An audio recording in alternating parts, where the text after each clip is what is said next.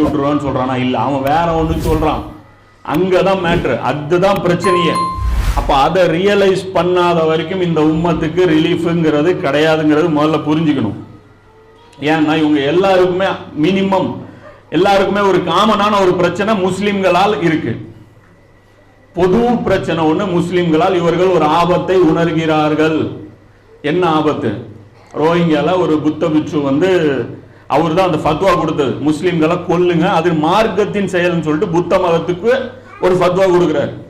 அப்ப அவர்கிட்ட போய் டைம் மேகசின்காரர் போய் இன்டர்வியூ எடுக்கிறார்.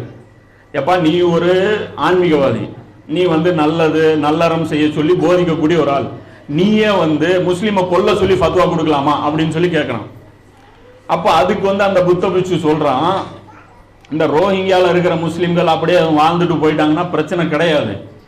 ஆனா இவங்க கிட்ட ஒரு அரசியல் இருக்கு, இவங்க கிட்ட ஒரு வாழ்க்கை நெறி இருக்கு, அது எங்களை ஜெயிச்சிரும், அது எங்களுடைய அரசியலை அதை ரீப்ளேஸ் பண்ணிரும், அதுக்காக நாங்க பயப்படுறோங்கிறோம்.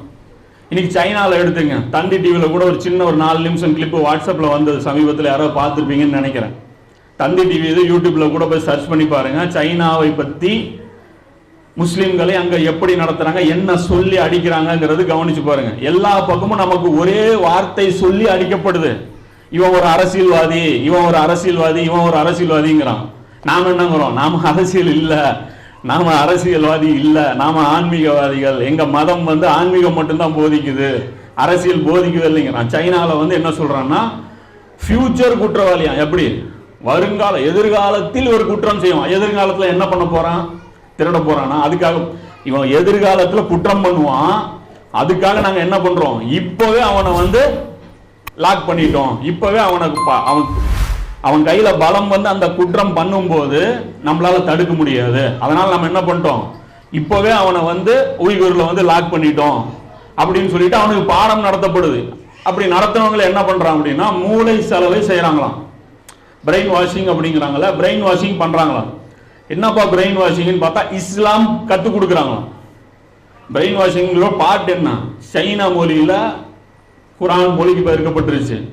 அந்த குரானை வச்சு அங்க ஆர்மி, சைனா ஆர்மி முஸ்லிம் இளைஞர்களுக்கு பாடம் நடத்துது. அந்த பாடம் எப்படிப்பட்டதுன்னா, இஸ்லாம்ங்கிறது வெறும் ஆன்மீகம், நீங்க இந்த ஆன்மீகத்தை பற்றி பிடிச்சுக்கோங்க, அங்க அவங்களுக்கு உள்ள பயிற்சிகள்லாம் கொடுத்து நடத்துறாங்க. இதுதான் விஷயம்.